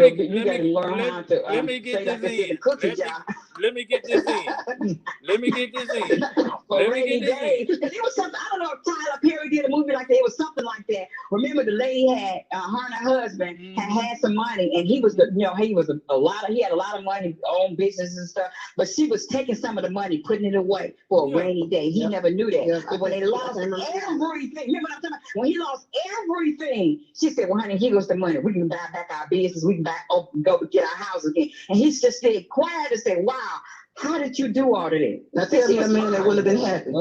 Tell me a man that wouldn't have been happy. You gonna say, oh, you didn't agree with me on this? Dude, you done lost everything. You better take it or you can leave it. Yeah, exactly. And then now she came back and she still had your back because she used wisdom to say, because he got a gambling problem, I gotta let him. Sometimes you gotta let him hit right by. Let the lights get cut off. Let him get cut off. You know what I'm saying? So that way he'll learn that you cannot handle this by yourself. Stop at it. Hold on. You making you bringing home $5,000 net, and the man bringing home $2,000 net. That's $7,000. Your bills is $3,000. Now you saying you put $1,500, he put $1,500. That leave him with $500. That leave you with $3,500. So how much is you finna blast your husband with every month out of that $3,500? But look, that's why when you work it like this, you have to say whatever he make, whatever you make. 1875. Whatever your check is, you get 10% put it in there. And wait a minute, hold on. You get 10% of your check in your account, and the rest put it in there with the account y'all have together. And then you put it in the account together. So once all the bills is paid, then y'all can split the whatever left y'all want to do. Say, baby, go 50 for you, 50 for me. Okay. You gamble all your 50, don't come back for my 50. Okay. Now, long as you agree with the 50%. Okay, I agree with that. As long as you say the 50%. And it's still about managing the money. See what I'm saying? It's still about managing. You had yours, I had mine, we had one together. And once all the bills are paid out, the main one or whatever, if we want to go to the movies out of that, honey, let's treat each other. Let's go to the movies out of what's left after we have paid all our bills. But if you're going to the movies, if you want anything else and not pay the bills, then you out of order. You already know you ain't the one to pay. But y'all already know. It ain't going down like that. Because that's why the divorce rate is what it is. Oh my. We talking about it, but I'm just gonna be honest and realistic. It's not going down like that. You ain't gonna get Because your that's why half. the divorce rate is what it is. You ain't gonna get yours that big.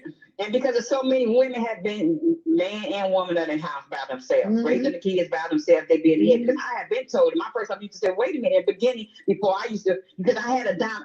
I was talking to my auntie the other day because we got women, and I said, auntie, I never can look at nobody in our family that I can take advice from in a marriage. Nobody been married long. Because you say, our thing was you don't act right, throw them in the fish in the sea and go back and get another one. But who can I have that as an example for? You know what I'm saying? And I'm quick to doubt. You say one thing, I'm quick to say, bye, see you later. Next. You know that's why I was saying, like when I told them, no, I'm not married, was about to be, but because there are certain words that I'm going to get some understanding about, because my mom has 13 sisters and brothers. Most of all of my aunties are married. My great-grandparents, I've seen the marriage and the life of married life of my great-great-grandparents. And I was just looking at my great-great-great-grandparents' marriage certificate this weekend. So somebody got a lot of times you don't go into it, and I know how you got to go into it and say, I know me.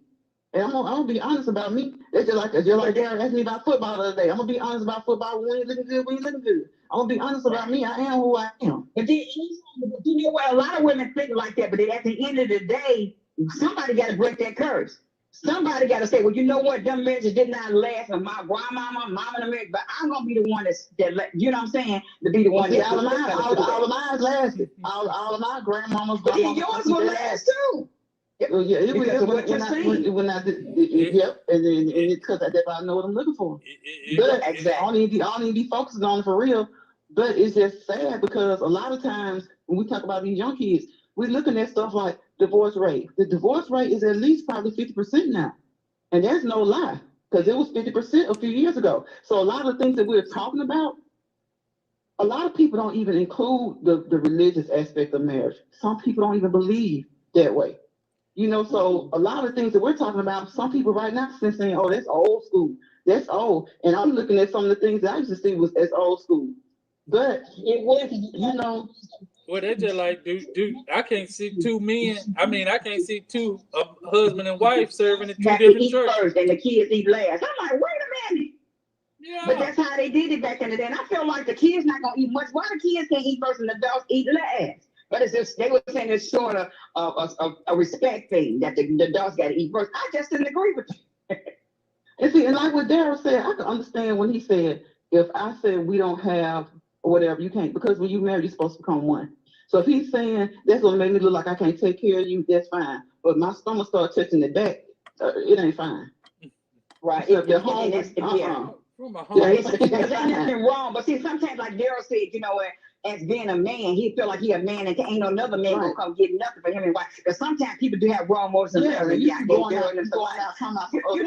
Yeah. Exactly. But that's why you have to really be, you know what I'm saying, be really discern who really gonna bless you and not tell nobody. You ain't gotta always tell somebody who you blessed and what you did for somebody. That's why the scripture said, don't let your right hand know what your left hand doing. You know, because some people will do that. That's why some men, they feel, ain't nobody doing for me. They rather see they rather see their family eating some peanut butter and jelly crackers than somebody come over and bring them some meat, because that pride is in the way. Because they're gonna tell them what you gonna work and say. I fed during them family. Because they ain't gonna do it.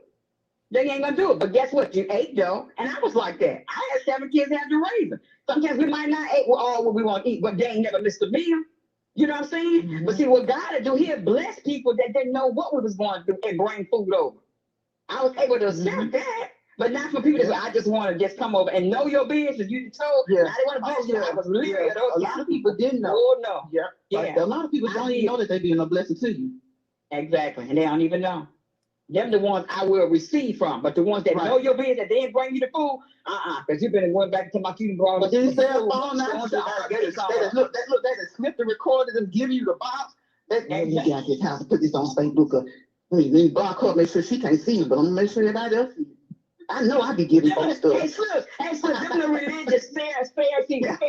That's who that is.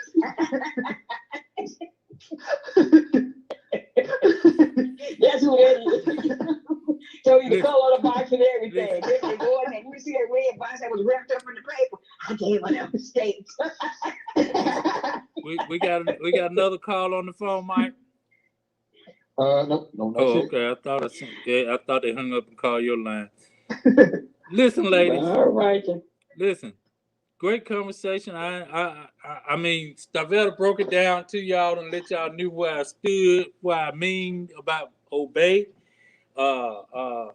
Ain't nothing wrong with it. And like I said, if a woman making more money than the man, ain't nothing wrong with sharing that money with the man. Because we won. Why wouldn't I not share? That's right. Some But don't. and the sad, but you know what, Dad? The sad part about it is some men got a problem when the woman make more money.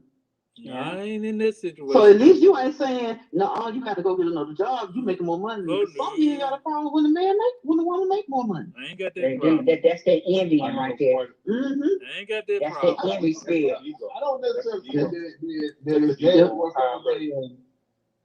I think there is guys out there that don't want to be outmanned, for lack of a better word, by their woman. Like, there's no way in the world that I'm going to be sitting at the house playing video games and everything, and my woman has 2 jobs.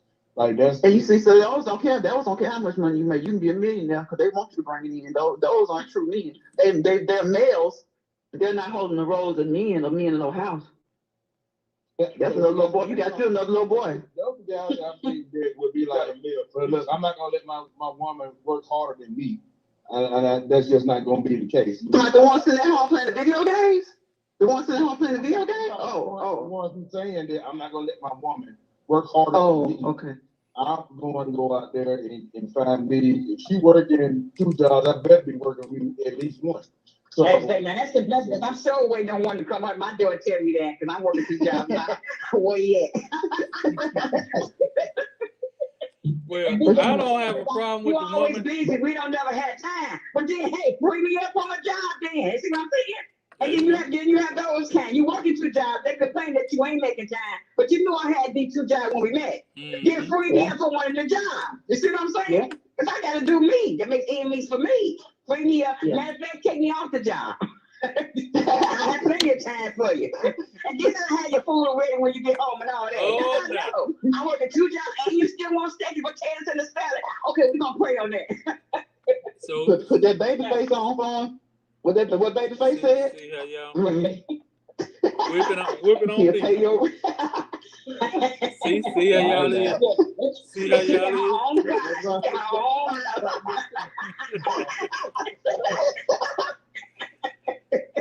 Kai Porter.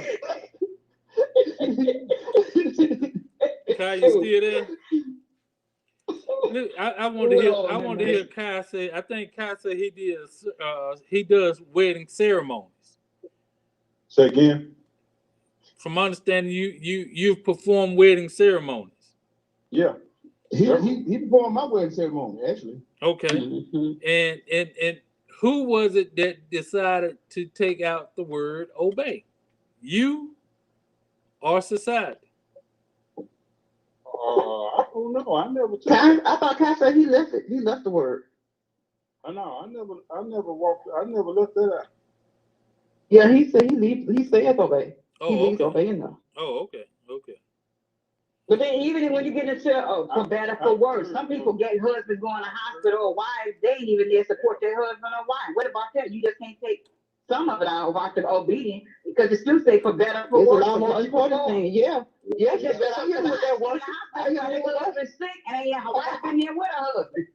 You know what I'm saying? Or vice versa.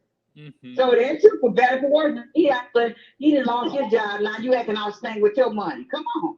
But you say for better for worse. Now that's his worse. He done lost his job. Now you want to treat him any kind of way and kick him out and talk to him any kind of way because he done lost his job. But he was good when he was working. Yo, that ain't right either. And women do that. Yep. And they do that, and vice versa. Yeah, DeAndre X said for the most part we don't like certain words because we don't know the proper definition of the words and learn more on what we think the word means. And we can take that same content like today. A young man came to me and said, the boss don't know how to talk to people at work. In other words, he was told to do something, and the way he said it, the young man felt offended and quit the job. But who just won that situation? No, you just walked off a job because a man said we can't go home until we get everything done. How is that offensive to you? That the man saying we can't go home until we get everything done. That means if we work 8 hours, 16 hours. It's just the way he said it. Well, that's a person that's not mature yet. And when it's going to take him to lose so many jobs before he bump his head to realize sometimes I need to learn to fight my own battle, shut my mouth. Offended me. That offended me. The way he said it. We ain't going home. We ain't going home till we finish the job. You ain't telling me what to do. I'm leaving when my 8 hours over. Most people like that stay with their mama or stay with somebody and they don't pay no bills because something you ain't gonna keep losing. Yeah, because you ain't gonna keep losing no jobs. You ain't gonna keep losing no jobs. You know what I'm saying? And do that. You're not gonna keep doing that. He's speaking his sensitivity level. Absolutely, and then, but he's not mature yet because he's gonna eventually have to learn. Sure yet. Because the sad part of that what you just said, he said, the boss man said, we're not leaving to everything done. He didn't say y'all not leaving to everything done. He included himself. Right. Yep. So he didn't pick him out in any way. He didn't say y'all. He didn't say you. He said we. But that's still a person that live with their mama or live with somebody, and he just gonna keep on quitting his job. That's a person that also lives in there. And like I said, that's a whole different conversation in itself too, because when it's all said and done, we got a lot of young people that are being petted by parents, not allowing them to go out there and allowing them to quit jobs and be like, well, it'll be all right, you'll find another one.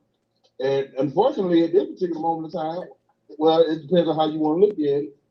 At this time and place, you just about to go out there, throw a rock somewhere, walk through where that rock with it, and get a job, because that's how many people are actually hiring right now. Right. You get a job thrown at you. You can work a job and quit the job and go right back to the woman. The women doing this mess too. And they got to learn to put their foot down. That's what's going on too. Well, yeah, that's very, especially when you have, let's say they stay in a Section 8 apartment or something like that, that they're not supposed to have a guy there. You risking being thrown out of your place of residence along with your boyfriend stay there. Exactly. So to stay both of y'all, he says, I mean, if they were smart, he got a job, she got a job, save up money so we can buy us a house. You see what I'm saying? You just staying there just shacking up, and then you get put out, and then he going on to Susie Mae's house around the corner. He probably been talking to anyway. Across the street. You know, so you're gonna that's a stepping stone to get to the next from A to B. If you're gonna stay in the house and save your money for your goal to get to your house, that's what you should be doing. And if the brother comes, that's extra income to help save more to get on up out of there. But the women don't. They let it. And then nowadays, some of the places will allow the man to stay. Like I've heard this argument for years that the government tears apart, and they say the man can't stay there. Well, the government didn't tell that man to go get 2 or 3 other baby mamas, because that be what tell them apart in the first place. But for the ones that do stick with one mama, they have situations now where it's income based. It's not all this Section 8 and stuff where anybody can live there, and your rent will be based on the both of your income. But you have people in the mindset of so much of go live with her. Cause y'all, I'm gonna tell you, I heard a 30-something-year-old man, late 30s, early 40s, was getting on to his nephew. You keep on trying to live with your sister. Why don't you go out there and find one of them girls on Section 8 and save up your money? But see, save up your money, but you saving it up on her, and she risking getting put out. But you don't want to give no money and help her save. But he's telling this man is our age. He's telling his nephew, you and your sister can't get along because the niece and nephew living together. Why don't you go out here and get one of these girls with Section 8 and live with her and save up your money? And you know that's how they used to do all the time. Go get rims galore. This girl living on you for free, so you ain't at home with mama because you got someone to stay for free. But then you don't want to help contribute when both of y'all get serious enough. And I ain't talking about 18, 19, 20. I'm talking about in their late 20s. All y'all can do is save up that money because nowadays they're even allowing some of these men to live with them because it won't be Section 8. It'll be legal because it's income based. And then the first thing they say, I ain't gonna be no 500. And me and her, they ain't paying 500 to go there in them projects or live whatever. Well, guess what? If you think you're gonna go out here and get just one of these regular rent of the mill apartments and pay 500 by yourself, baby, these apartments is $1,200. So income based for two people paying $500, that means you $250, her $250. What's the problem? But see, a lot of times they be saying the government tore us up. They be saying the government tore, but see, it ain't like that no more. A lot of times you have places that will allow couples to stay together, and but they don't know that though, because they to know they still stuck on that. Go get somebody in Section 8, like he told his nephew. Go get one of these girls in Section 8 and save up your money. Why did you tell him go get with one of these girls in Section 8 that you get you somebody, and y'all save y'all money together? He telling him to save money for himself, so it's at the expense of her and her kids. Because you know she on Section 8, she probably got kids. Right. But on that, and I stopped him. Like, you don't tell him that. You don't tell him that. Because see, what he's going to do, go get a girl on Section 8, risk getting her put out. A lot of times they let it ride and slide. But what if something happens, they start getting into it, God forbid, then she gets put out. He ain't got nowhere to put her. But you just told him to go get a girl on Section 8. And then you mess her and her kids up. Tell him to go get somewhere, find these places that allow income-based, male or female, and y'all save up y'all money together. Right. And it's crazy because it's the men. It's like my son. They all, I mean, 16 years old, he's working 6 months past the same age. So all I know is to work. We always had 2 jobs. But I got one son that's a straight pimp gigolo. He can work. He get good jobs. I'm telling y'all, this boy get good jobs, okay? And he'll quit it when he wants to. But the boy driving right now a storage and truck, a car with the Batman wings go up, getting money from a lady from out of state, $1,600 a month. This girl pays $1,600 a month. You hear me to this boy? Boy got 2 baby mama. When one baby mama may put him out, you go to the other baby mama. I said, y'all should just all get a house and just live together. Yep. Because I'm sick of them coming to me crying what he did to this one and then that one. Don't come to me because y'all stupid. Because he don't have to play with me. He know you can't live here. You can't live because, and he don't ever ask me for nothing because I refuse to give a good man, working man, 2 good arms and legs, money. You got a good, you can have to work and get a job. But he said, well, sure, they're giving it to me. Why should I have to work? Why? If they paying me every day and giving me money, why should I have to work? I am working. I'm working what I got need to work to get the money. Really? I said, well, you must get gold on the tip because I don't understand. You can't go because he's a straight ball player. It's crazy. No. And it's in grace. And that's their fault. It ain't my fault. It's not that he's a player. That's the mess up. You actually described. But what you call it? I call it foolish. No. You actually described what a player is. The same thing I was shown years ago in the project by a player. You described it. A man that has all his women in the same house. That's what they need to do. But that's a player. If the ones that's running around here from household to household, that's the one getting played. He's not a player. He getting played. Well, he needs to recognize that, but it's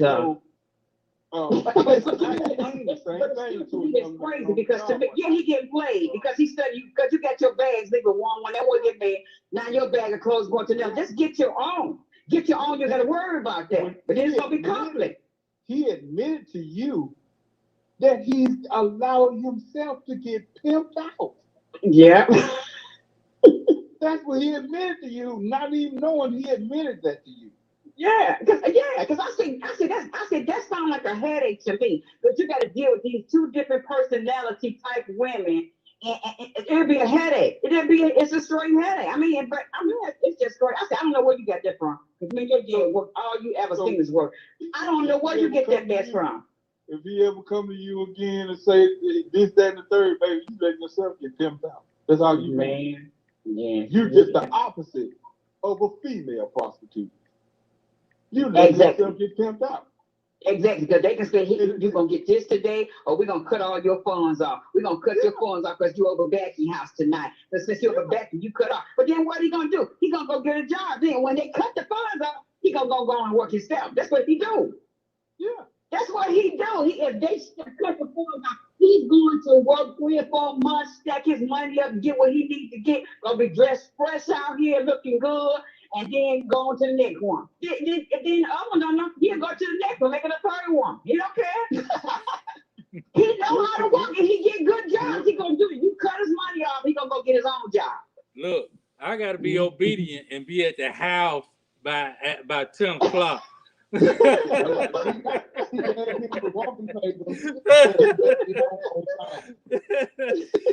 So I gotta do.